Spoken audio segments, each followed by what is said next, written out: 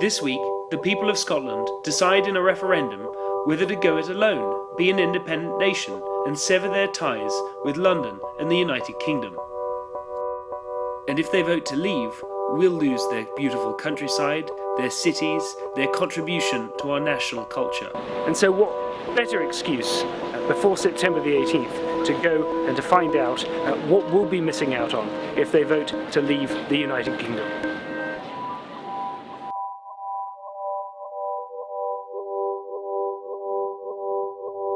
So here I am aboard the Caledonian sleeper train.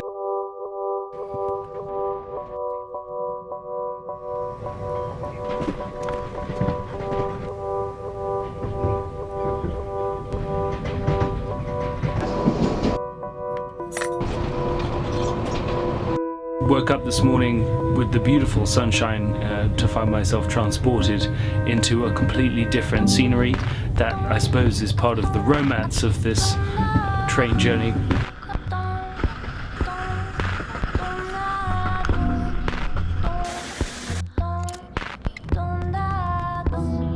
This scenery is so beautiful that you could crash very easily. I've always wanted to climb Ben Nevis. It's the highest peak in the UK. And I wanted to join the 150,000 people who climb it every year, while it still definitely holds that title. Of course, if Scotland votes to leave the UK, then we'll still have Ben Nevis here on our doorstep. We'll still have all this beautiful countryside, but it won't be part of the United Kingdom, and Ben Nevis will no longer be the tallest mountain in the UK.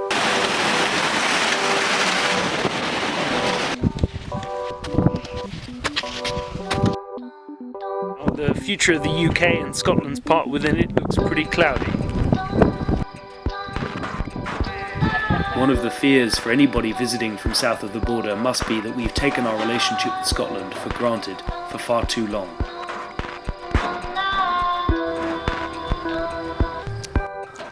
After all that exercise, I felt I deserved a dram or two of Scotland's most famous export. There are over 100 distilleries in 5 different whiskey producing regions in Scotland, but I was heading to one of the islands on the west coast. Stopping at these towns, you get a feeling of just how separate and distinct life is for the unique communities that live here. But at the same time, I suppose my instinct is that you don't need to tear up the United Kingdom, and that these places maintain a sense of themselves as being distinct and Scottish that isn't undermined by the Union. Indeed, it is impossible to travel around these great wildernesses without appreciating the impact that they have upon visitors and the impact that their loss will have upon the fabric of the United Kingdom.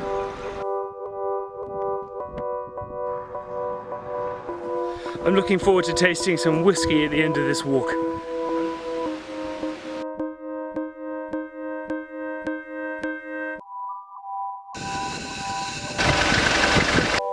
Whichever way this vote goes, and it's still too close to call, there will be a lot of repair work that's needed between the yes and no camps, as this debate has raged. It split families and communities in disagreement as to whether independence is the way forward.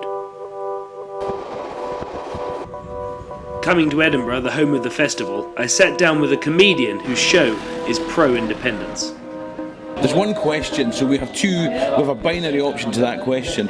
There might be other solutions to some of the general problems that we have, but given that we've got a binary choice of yes or no to Scottish independence, it seems to me that politically, economically, and in terms of my own emotional, cultural attachments,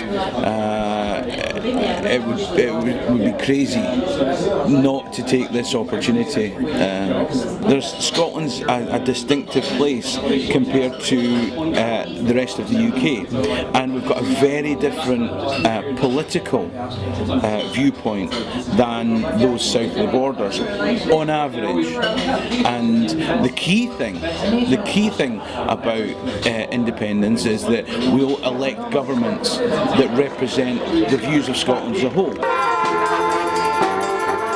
The Yes camp haven't given up hope, and those I've spoken to who are voting yes for independence do so on the basis that, firstly, they're not convinced by the arguments they've heard, secondly, they don't much trust Westminster politics, and thirdly, they're voting with their hearts. They're voting for an independent Scotland, which they've always believed in.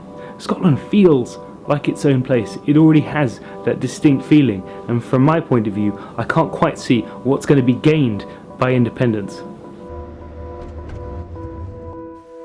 For me, the purpose of the nation is to do together best what we can't do apart, whether that's defending ourselves or collecting together our national heritage. And I'm not persuaded that Scotland's interest lies in going it alone. On the train back down to England, I felt absolutely torn by what I'd seen.